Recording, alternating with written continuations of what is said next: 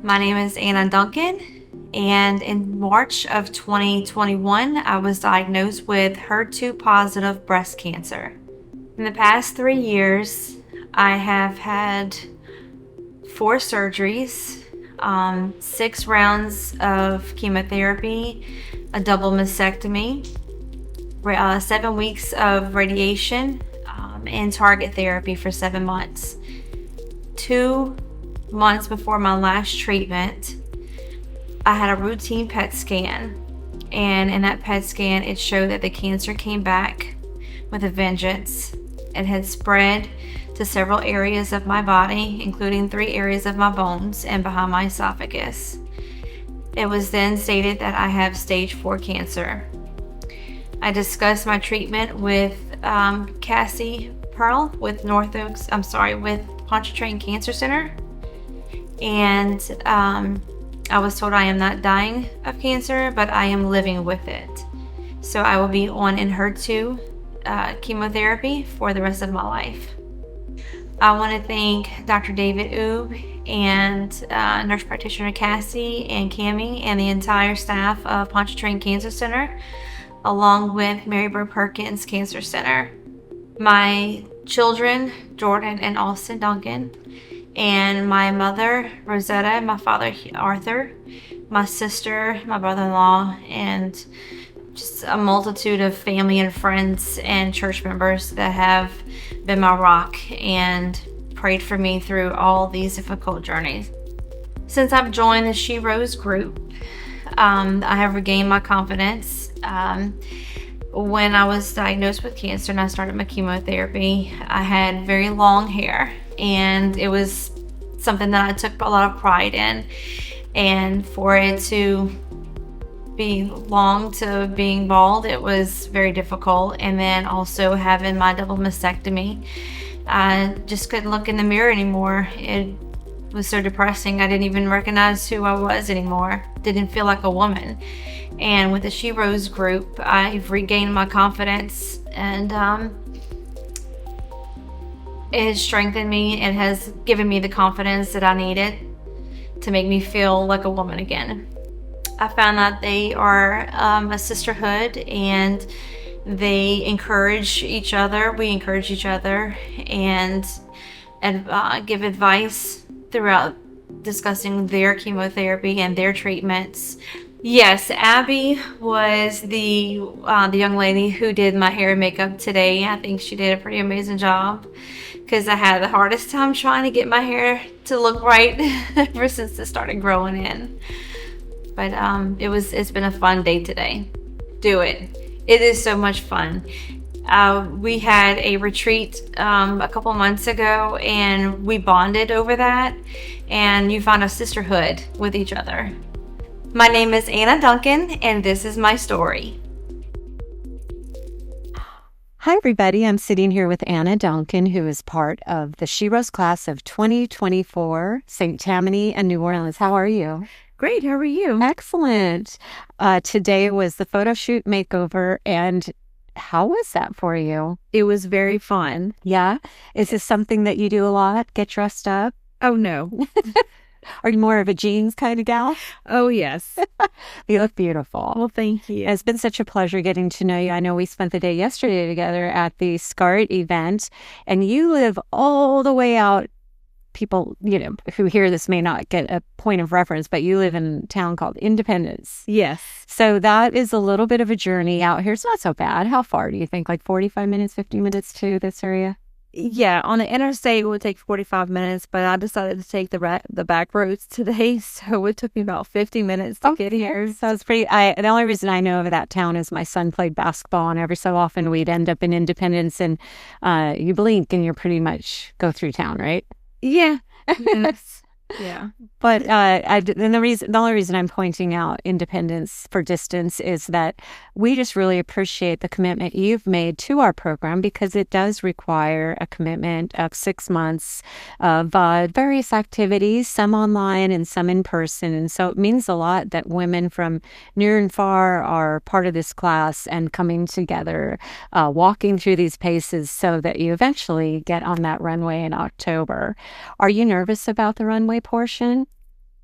Yes. My concern is I'm just worried that I'm going to trip and fall in front of everybody. Everybody says that. And actually, we'll probably end up showing you guys a video of one of the gals who did that. And it was a show-stopping moment because she fell. Have you seen it? No, but I've heard about it. Yeah, it's been infamous, right? Yeah, she fell and she just got up and a gentleman got out of the audience and helped her put her shoe on, and the audience stood on their feet and started giving her a standing ovation, and she was like a crowd favorite after that. I think that was a story that I heard. Yeah. So like if that's the kind of attention that you're seeking, you will find it. Oh, I hope not. I know. Well, no, it has rarely happened, but when it does, you just, hey, listen, you have fallen down and got back up, and that's why you're here in this program with your cancer diagnosis. How long ago did that happen for you? 3 years ago. It was March of 2021 when I was first diagnosed with breast cancer. It was HER2 positive breast cancer. So did you have to do everything alone because of the pandemic? I mean, what I mean is all the doctor visits and things like that. I know that's a very trying time for people who were diagnosed during the pandemic.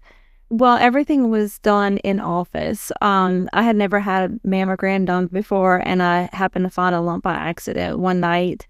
And I called my doctor's office, and I told them that I found a lump, and we went ahead and scheduled a mammogram and then a biopsy afterwards. And then they found that the tumor was 5 centimeters, and they found another one in a CAT scan, Mary Perkins, in my lymph node. Wow. 5 centimeters. Is that considered a large tumor? It's about the size of a line.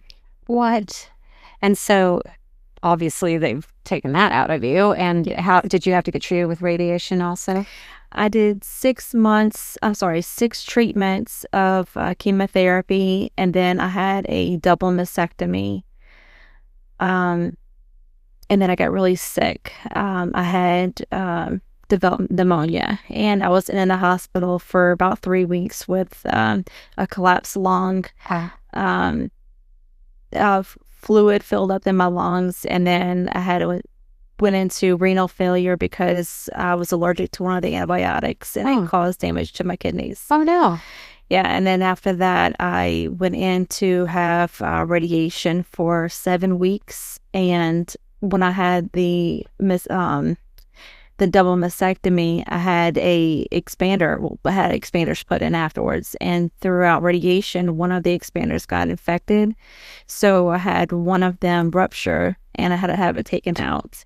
That's a lot for your body to endure. Do you have side effects from any of those things? I know once you get pneumonia, I know it's hard on your lungs. Do you still have residual problems? No, not anymore. I'm over that part. And then I started doing therapy, or target therapy with just the Herceptin and Perjeta. I was supposed to have been done for, I think by September. I had my last treatment, September of 2022.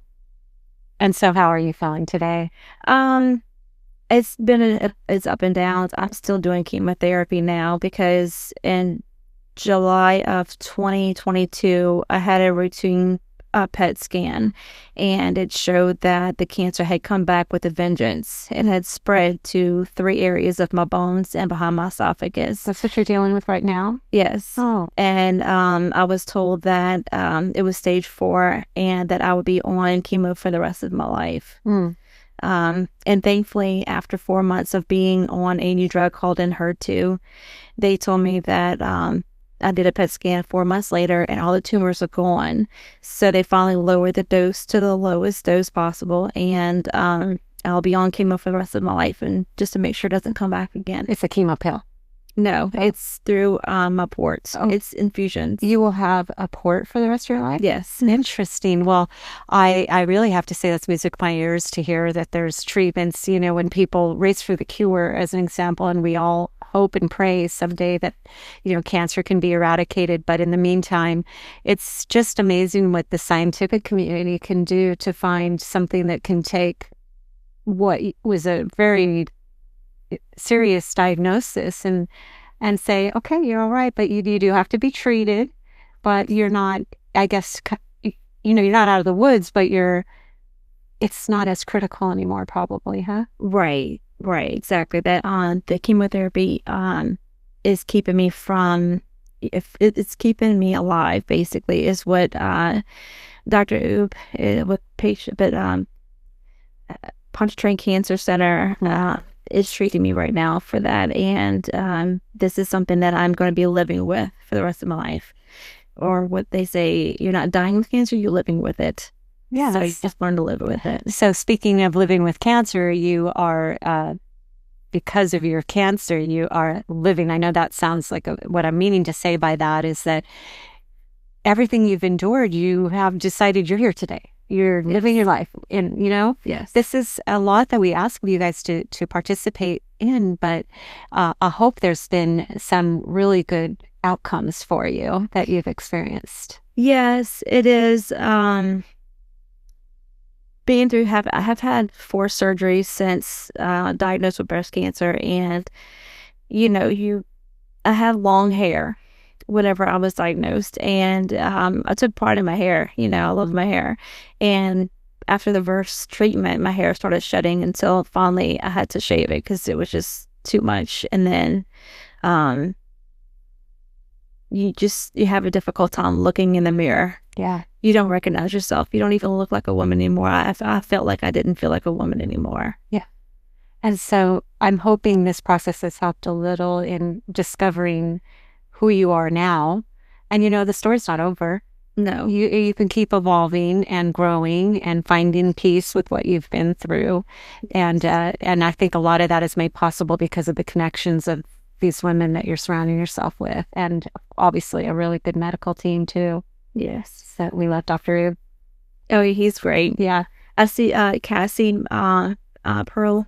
She's the one, the nurse practitioner that I see the most. Yeah, she's great. She is. Well, big shout out to their team there at Pontchartrain Cancer Center.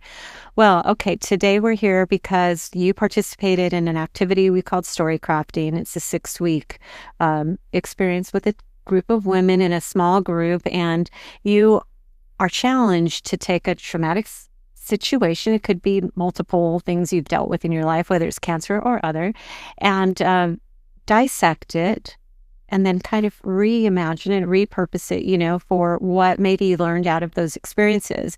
And so you have named yours Standing at the Plate of Life. How did you come up with that metaphor? I am a baseball mom. I am the mother of 2 sons who have played baseball since they can barely walk. I think my oldest was 5 years old whenever he first started playing baseball, and then his brother followed suit. Everything his big brother did, he wanted to do too. So they're both in baseball. Oh, that's nobody's ever chosen this theme. I've not read your story yet, but I can't wait to hear it. So let's listen to Anna Duncan read Standing at the Plate of Life. In the grand stadium of life, unexpected twists and turns emerge like curveballs hurled our way. Like a batter at the plate, we must summon our courage and take our swings, facing the challenges head on. Sometimes we strike out, the ball whizzing past us. Other times we ground out, making modest progress. But on rare occasions, we connect with the ball, sending it soaring over the fence for a home run. My life took a drastic turn when I was diagnosed with breast cancer at the age of 42. It was a curveball that sent me reeling, threatening to derail my dreams. As a single mother of 2 young sons, I was determined to be their rock, their supermom, celebrating graduations and birthdays together. I pushed through the pain and exhaustion of chemotherapy and radiation, eager to return to work and provide for my family. But fate had another curveball in store.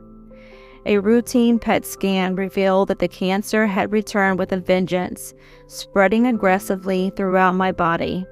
The news was devastating, shattering my hopes like a broken bat. In that moment of despair, I could have chosen to succumb to the darkness, but the love for my sons gave me the strength to rise above adversity.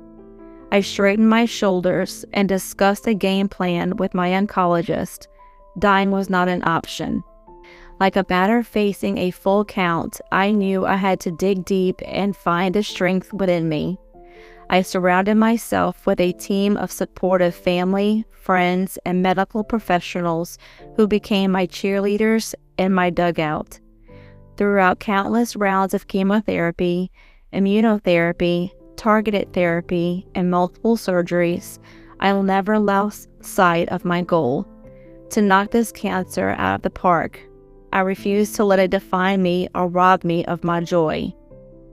Before chemo, I had taken pride in my long, luxurious hair. Now I avoided mirrors, unable to bear the reflection of my altered appearance. However, through the embrace of the She Rose community, I have gradually rediscovered my confidence. Like a team of supportive teammates, the women of She Rose have bolstered my spirit. They have reminded me that I am loved, that I am beautiful, that I am worthy. Together, we have forged a bond that has helped me navigate the challenges of cancer with grace and determination. The love I hold for my family burns brighter than the sun, a beacon that illuminates my path even in the darkest of times. I refuse to be a burden on their hearts, a strikeout that would shatter their spirits. Instead, I strive to be a home run, a triumph over adversity that inspires them to chase their dreams with the same tendency. My strength originates from the divine. It is a force that transcends human understanding, a Holy Spirit that whispers words of encouragement when the doubt creeps into my mind. I am filled with a sense of purpose and realization that I am not alone in this difficult journey. Over the past 2 years, I have continued my treatment, each clear PET scan a testament of my resilience. The battle is not over, but I refuse to let cancer define me. I have become a power hitter, crushing the obstacles that once seemed impossible. Like a catcher framing each pitch, I embraced every setback as an opportunity to improve my game. The pain and fatigue are my curveballs, the uncertainty, my change-ups, but I have learned to foul them out, to stay in the box, and to keep swinging. Like a runner rounding the bases, I celebrated each small victory along the way. I cherished the moments of normalcy, the laughter and love that filled my home. I found solace in writing, pouring my heart into a memoir that would one day inspire others who were facing their battles. The support of my family and friends have been my dugout, my sanctuary, where I can rest and recharge. They are my cheerleaders, my coaches, and my teammates. Together, we form an unbreakable bond, a team that will not be defeated. The journey has been difficult, filled with both triumphs and setbacks. But through it all, I have learned the importance of resilience, perseverance, and faith. Like a baseball game, life is unpredictable.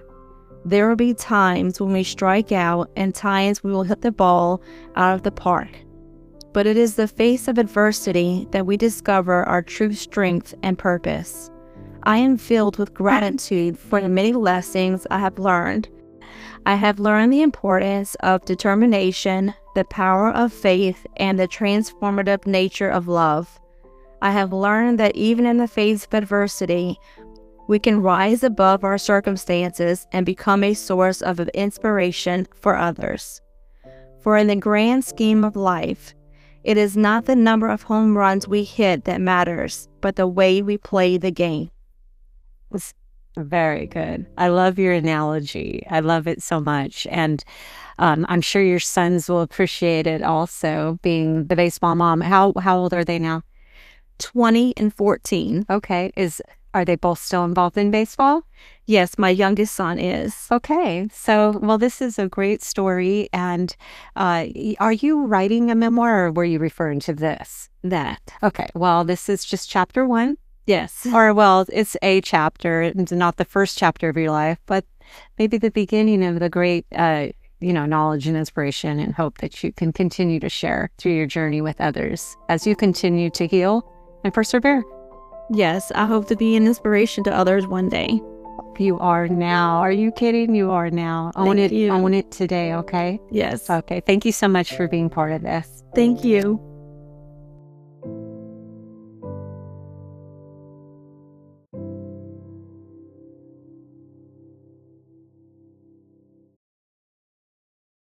My name is Anna Duncan, and in March of 2021, I was diagnosed with HER2 positive breast cancer. In the past 3 years, I have had 4 surgeries, 6 rounds of chemotherapy, a double mastectomy, 7 weeks of radiation, and target therapy for 7 months. 2 months before my last treatment, I had a routine PET scan, and in that PET scan, it showed that the cancer came back with a vengeance.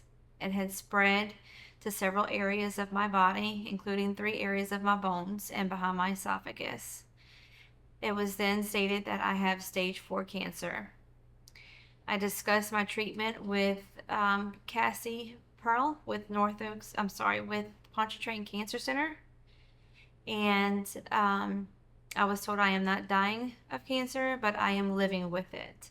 So I will be on Enhertu chemotherapy for the rest of my life. I want to thank Dr. David Oob and nurse practitioner Cassie and Cami and the entire staff of Pontchartrain Cancer Center, along with Mary Bird Perkins Cancer Center. My children, Jordan and Austin Duncan, and my mother, Rosetta, my father, Arthur, my sister, my brother-in-law, and just a multitude of family and friends and church members that have been my rock and prayed for me through all these difficult journeys. Since I've joined the She Rose group, I have regained my confidence.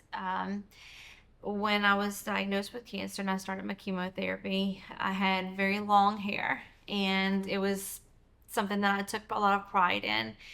And for it to be long to being bald, it was very difficult. And then also having my double mastectomy, I just couldn't look in the mirror anymore. It was so depressing. I didn't even recognize who I was anymore. Didn't feel like a woman. And with the She Rose group, I've regained my confidence, and it has strengthened me and has given me the confidence that I needed to make me feel like a woman again. I found that they are a sisterhood, and they encourage each other. We encourage each other and give advice throughout discussing their chemotherapy and their treatments.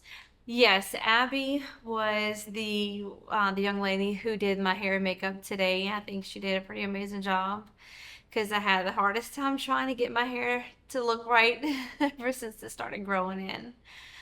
But it's been a fun day today. Do it. It is so much fun. We had a retreat a couple months ago, and we bonded over that, and you found a sisterhood with each other. My name is Anna Duncan, and this is my story.